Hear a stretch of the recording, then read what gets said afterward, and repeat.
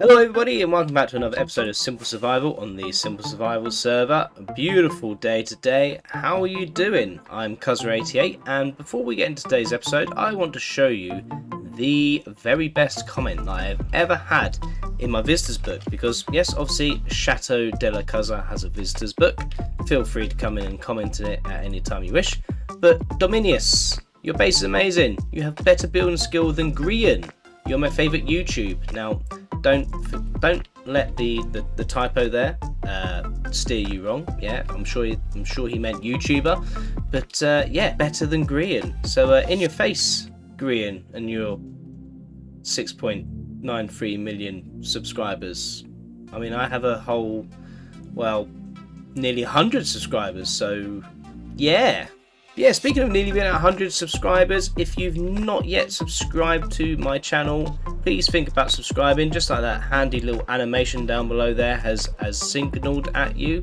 Yep, thank you very much, little handy animation, because it would really help me. And if you've got any good ideas for what I could do to celebrate my 100 subscribers, then let me know below. But anyway, today, what are we going to be doing for the episode? Well, we are going to be dealing with the horrendous concrete weird like mustache looking thing here, and we're actually going to start building my my plan for a communal XP farm. So by the end of the episode it's not going to be complete as in like 100% efficiency, doing all of the mob drops that I would like it to be doing, but it should at least be functionable.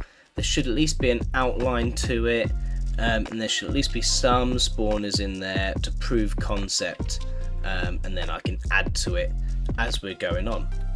Sound good? Good?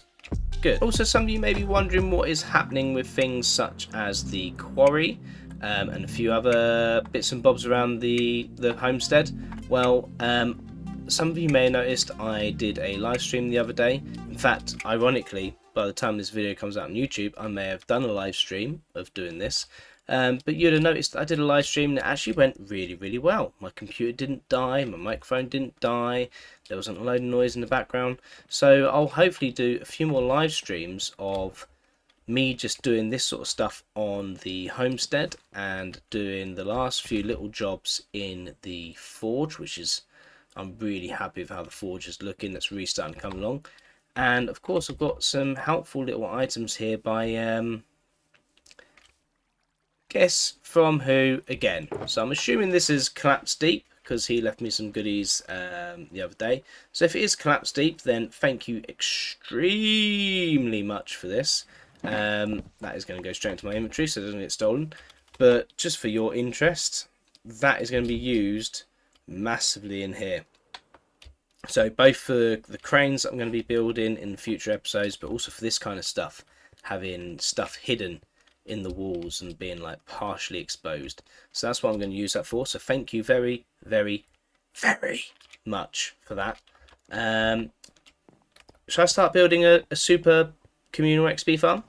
I think I should start building a super communal XP farm. Look at my mustache.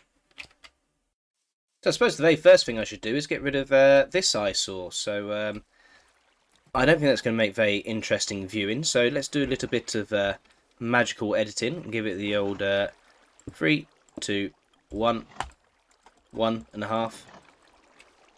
Ta-da! Seamless! And a really cool thing that you might not know about spawners, if you're ever wondering whether you're activating one, you're in the right distance, as you can see they're not doing anything there, but the second I get close you see them start spinning and whoop, and they're dormant again, and whoop, there they go. And dormant again. So it's quite handy if you ever want to double check that that your spawner farm's ever working.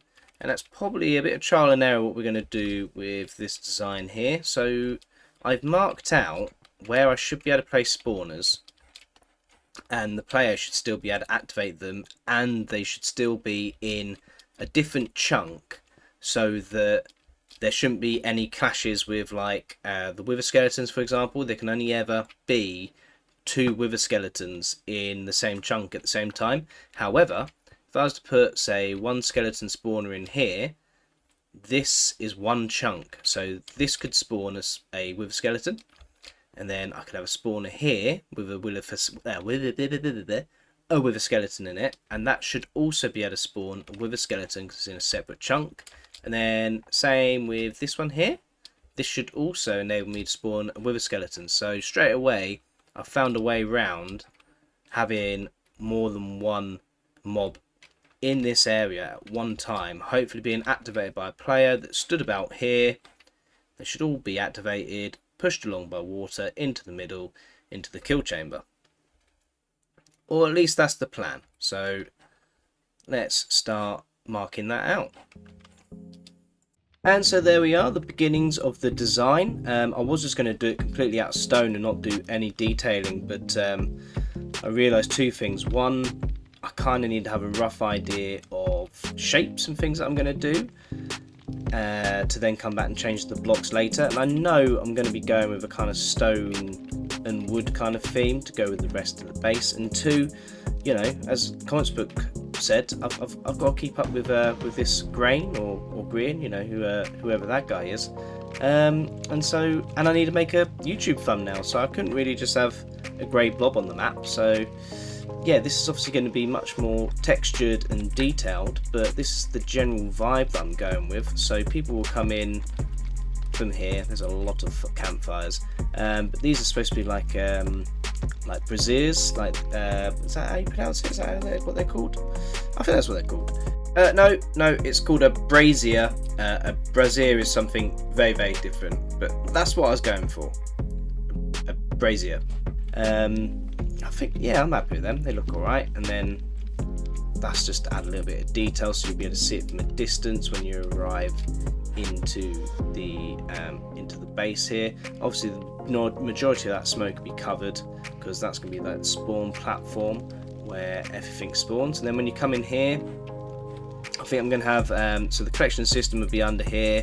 That will then be going into a big item filter system that then I think I'm going to have go into another system that puts it into, this will be like storage chests, I reckon, all along here and along the back walls. And then yeah, so up here, where's my rockets? Here we go. Up here then, I'm going to cover all of this with magma cubes. Have water pushing everything down into the Bernie hole, and obviously while they're moving across the magma cubes they'll also be taking damage, and then all the spawners are going to be built into the walls, and hopefully everything should spawn on this platform. That was a lot of hopefullys, wasn't it?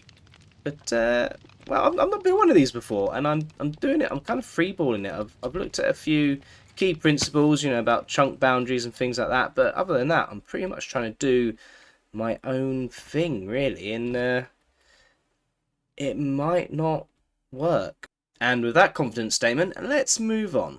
I'm either creating a XP spawner farm or a very large oven. I'm not really sure. And now I'm either building a mob delivery system or a very elaborate swimming pool on top of an also very elaborate oven. And that is one elaborate swimming pool done, and one very rudimentary collection system done, which means there's only one, oh hello, hi, one potentially very expensive and annoying thing left to do, and that's to test the system. So I suppose I should get on with placing a few spawners then. Now, for those of you that are thinking of doing something similar on the Simple Survival server, or perhaps on your own servers, if you play on different servers to Simple Survival and you're watching me, there will be a cap for how many of the same thing can be spawned in one place. And if you go onto our Discord channel, as I'm showing you here now, you can see that there's a pretty well written article about what spawners you can have and how many of them can be spawned in the same chunk at the same time. So I'm going to do my best to split these up over a few different chunks. I'm going to place a few spawners now, and I'll see how it goes, and I'll see what drops I get. So you can see one of the main reasons I wanted to do this was to get bones for my flower farm over there, because obviously with that I can make all sorts of dyes, and I can do dyed concrete, sell the dyes themselves, dyed wool, all sorts of stuff, which I think would be quite good. So a big thing that I want is skeletons, and checking the form, I can have 10 skeletons per chunk. So if you look at these chunk boundaries, let's jump in the middle here, you can see that this is one chunk in the middle here. So I can have 10 skeletons spawn at any one time in the middle here. So I've gone through a 2, a 2, a 3 and a 3, which in my table maps I know that makes 10. So I've got 10 skeletons spawning in here just to make just to prove concept basically. But I could have another 10 spawn that way, 10 that way, 10 that way, 10 that way. So I could actually have 10, 20, 30, 40, 50 skeletons spawning in a oneer if I had 50 spawners placed in the right way strategically, of water streams all getting pushed into here. As you can see, worst case scenario, if people don't kill them in time to get the XP, well, that's fine. I'm still getting the bones collected, which is absolutely brilliant. At the minute, obviously, I've got people spawning all over the place because I've not finished building the spawner. I'm guessing there's probably some outside of the area as well on the ground, because again, I've not dug it down far enough and things like that. But that's just little teething problems that I can work on now that I'm kind of happy that I've got the core concept working. Oh my god, let me fly. There we go. Yeah, and for those that have never had this going before, this is just activated by, yeah, there we go, there's those out the front there. Hello, that's like the world's worst band. But yeah, to get this up, obviously you press your F3, and then when you got F3, your debug thing, go in with all your coordinates, stuff like that. Hold F3 and press G. Obviously that toggles it on and off so that you can see your chunk boundaries, and it's really, really handy when you're doing things like some complex redstone, and of course any kind of spawner like this. Ka-chow! And so here we are, we have some kind of working XP farm, which I am pretty happy with. Oh, hello. We're getting some decent drops coming in now, which I will show you down below quite quickly. We're going to have to sort this out very, very soon, because it's already starting to fill up quite quickly. Now, if we have a quick look up at where all the magic is happening, because it's getting very noisy in here, you will see I've dug a trench around the outside of the building. This is to try and stop things spawning outside. I think I've got to dig it a little bit deeper. Yeah, just a little bit deeper.